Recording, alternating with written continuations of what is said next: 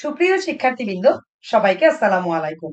তো আজকে আমি তোমাদের জন্য একটি সুসংবাদ নিয়ে এসেছি। প্রাথমিক শিক্ষা পরিবারের প্রথম থেকে পঞ্চম শ্রেণীর শিক্ষার্থীরা কিন্তু মূল্যায়ন পদ্ধতি নিয়ে খুবই চিন্তিত। তবে অত্যন্ত সুখের বিষয় হলো প্রথম প্রান্তিক মূল্যায়নের রুটিন প্রকাশিত হয়েছে। 13 তারিখ থেকে 23 তারিখ পর্যন্ত তোমাদের এই মূল্যায়ন পদ্ধতি চালু থাকবে। তবে প্রথম, দ্বিতীয় ও তৃতীয় শ্রেণীর কোনো লিখিত মূল্যায়ন হবে না।